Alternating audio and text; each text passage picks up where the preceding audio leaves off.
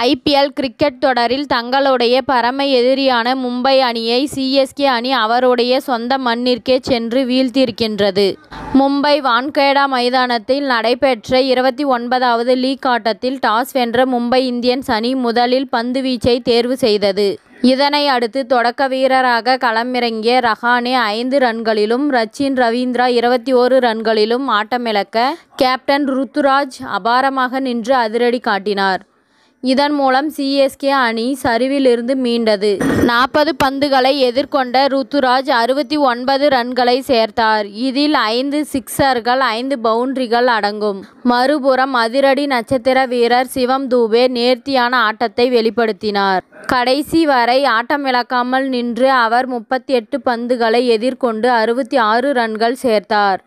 10 பவுண்டரிகள் 2 சிக்சர்கள் இந்த இன்னிங்ஸில் அடங்கும்.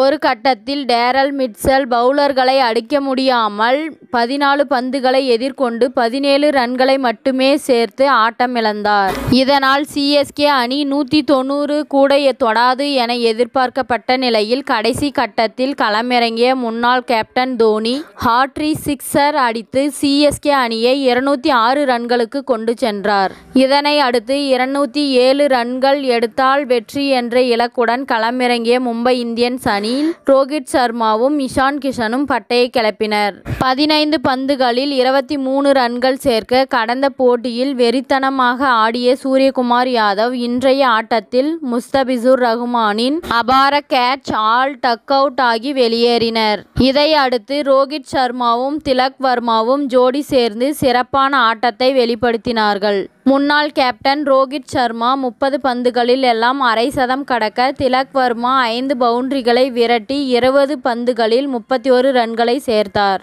பதிரானா அபாரமான பந்து வீச்சில் திலக் வர்மா ஆட்டமிழக்க பெரிதும் எதிர்பார்க்கப்பட்ட கேப்டன் ஹர்திக் பாண்டியா 6 பந்துகளை எதிர்கொண்டு 2 ரன்கள் மட்டுமே சேர்த்தார். மும்பை அணியை காப்பாற்றுவார் என எதிர்பார்க்கப்பட்ட டிம் டேவிட் 2 சிக்சர்களை அடித்த நிலையில் முஸ்தபிசுர் ரஹ்மானின் துல்லியமான பந்து வீச்சால் 13 ரன்களில் ஆட்டமிழந்தார். இதேபோன்று ரொமாரியோ சஃபர்ட் CSK அணியை நொறுக்க போகிறார், ஆன்டி கிளைமாக்ஸ் ஆக மாற்றப் போகிறது என்ற பயத்தில் ரசிகர்கள் இருந்தனர்.